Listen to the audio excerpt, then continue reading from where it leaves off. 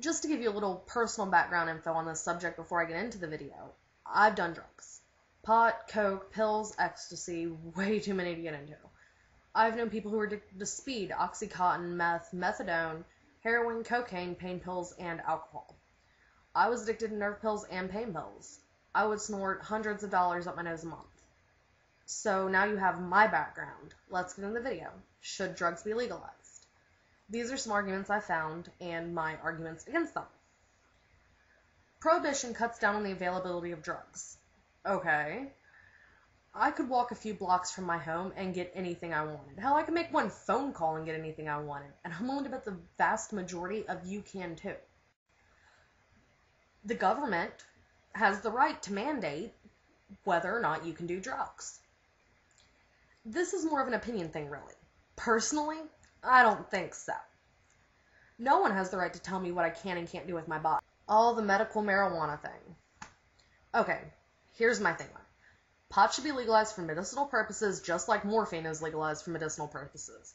I'm not getting into that entire issue. This video is about recreational use. I don't want to pay for some crackhead's kid because they're out doing crack and blah, blah, blah. Okay, so you're not going to pay for the drug addict's kids while they're out doing drugs because apparently that's what happens. But you're going to pay for the drug user. It costs you, assuming that you pay taxes, $150,000 to arrest and convict. It costs you $30,000 for housing in prison for 1 year. That's $180,000 a year, and that's for one prisoner. Is marijuana a gateway drug? Is it addictive? Well, here's the problem with these questions. No one seems to be able to make up their mind. When I was in grade school, pot was a gateway drug, but it wasn't addictive. Now people are saying it's addictive, it's not addictive, it's a gateway drug, it's not a gateway drug. So I'm going to give my own personal experience on this. You can read the conflicting reports on your own time. Everyone I know who started with pot has not done any other illegal drug. So in my experience, pot isn't a gateway drug. And even if it is, can you really blame the drug? Does any drug make you do other drugs, or is it likely that if you use a drug, you'll use other ones? It seems to me like a mix-up in the whole cause and effect thing there. I've never known one person who was addicted to pot. If they had to go without it, they didn't freak the fuck out, they didn't get sick, they didn't do whatever they could to get it. There are some of them who got on edge, but from what I noticed, most of them were on edge normally.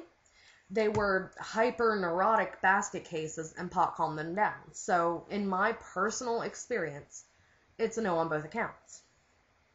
Driving under the influence will increase if drugs are legalized. No, not really. I mean, I'm sure there's a small group of people who don't do drugs because they're illegal, but even if that entire group started doing every drug, if every drug was made legal, they wouldn't drive because that's illegal. There's always going to be people who drive while drunk, who drive while high, who drive while sleepy, who text and drive. There's always going to be those people, but I really doubt it's going to increase so ridiculously. Drugs are morally wrong. Morals are not laws, okay? I think it's morally wrong to be a Republican. Can we get that outlawed? Please. Think about the children. They already are. Your kids, if you have them, are probably doing some sort of drug. Legal drugs are harder to get than illegal drugs. I couldn't buy cigarettes or alcohol when I was underage, and I could get pot, no problem. This may surprise you, but drug dealers don't generally ID. People who deal and use drugs will do other crimes, so they should be arrested now. Okay, what? This has to be one of the dumbest fucking things I've ever heard. No, just because someone deals or uses drugs does not mean that they're going to commit more crimes. And the crimes that they quoted on this were rape, murder, crazy shit. Going by that logic, if you've ever hit someone, then they shouldn't let you out of jail because obviously you don't care about other people, so you'll wind up killing someone. We should strap your ass into the chair right now, shouldn't we? Drugs can do physical damage to users. Okay. And breathing smog is bad, so we should outlaw big cities. Grease is bad for you, so pizza's gotta go. And you know what? Pregnancy can really fuck you up. So all you bitches line up at the top of the stairs. If you can't see the flaw here, my words are just gonna be wasted anyway. You don't always know what's in drugs. Listen closely. That's because they're illegal. I know what's in my cigarette. I know what's in my whiskey. They're illegal.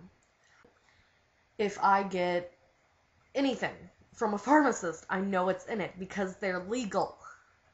If your argument is that drugs are bad because you don't know what's in them, you're making my case for me. So here's the moral. A lot of anything is bad for you. Moderation is the key. Using illegal drugs recreationally isn't any worse than drinking recreationally. Enjoy getting fucked up. It's not bad. It's not immoral. It's not wrong. So keep your laws off my body. My entire body.